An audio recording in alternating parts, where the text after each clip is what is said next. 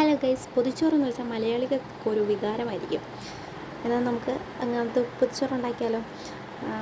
ആദ്യം നമുക്ക് ഇല നന്നായിട്ട് വാട്ടിയെടുത്തിട്ടുണ്ട്. പിന്നെ അതിലോട്ട് ഞാൻ കുറച്ചൊരു പച്ച വെളിച്ചെണ്ണ തേച്ചിട്ടുണ്ട്. എന്തിനാണെന്ന് വെച്ചാൽ എനിക്കും അറിയത്തില്ല. പിന്നെ കുറച്ച് ചോറ് ഇട്ടിട്ടുണ്ട്.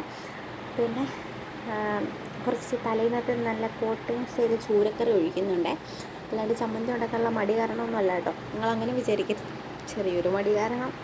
പിന്നെ കുറച്ച് ക്യാബേജ് തോരൻ വെക്കുന്നുണ്ട്. പിന്നെ കുറച്ച് മത്തങ്ങാച്ചാറ് വയ്ക്കുന്നുണ്ട്. മത്തങ്ങാച്ചാറ് എനിക്ക് ഇഷ്ടമല്ലാത്തതുകൊണ്ടാണ് സൈഡിലോട്ട് കണ്ണ് കിട്ടാതിരിക്കാൻ വേണ്ടി മാത്രം അഡ്ജസ്റ്റ് ചെയ്ത് വെച്ചത്. പിന്നെ മുട്ട വറുത്തതില്ലാതെ എന്ന് പൊതിച്ചോറും ഒരു മുട്ട പൊരിച്ചതും വെക്കുന്നുണ്ട്.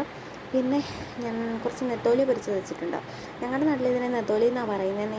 പല നാട്ടിലും ഇതിനെ ചൂടാന്നും കൊഴുവലെന്നൊക്കെ പറയാറുണ്ട്. നിങ്ങളുടെ നാട്ടിൽ എന്താ പറയുന്നതെന്ന് കമൻറ്റ് ചെയ്യണേ. പിന്നെ ഇതങ്ങോട്ട് നന്നായിട്ട് കെട്ടി മുറുക്കി വരിഞ്ഞങ്ങ് വെക്കുക.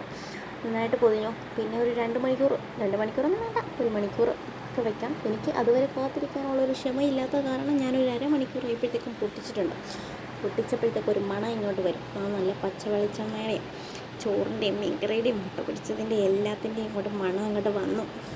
പിന്നെ നമുക്കങ്ങ് തിന്നാം.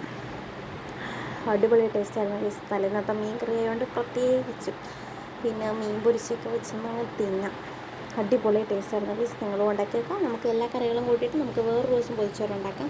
ഇഷ്ടപ്പെട്ടെങ്കിൽ ലൈക്ക് അടിക്കണേ, കമൻറ്റ് ചെയ്യണേ, സബ്സ്ക്രൈബ് ചെയ്യണേ. Thank you. പിന്നെ കഴിച്ചയില ഫുള്ള് ക്ലിയർ ചെയ്യണമെന്നുണ്ടായിരുന്നു.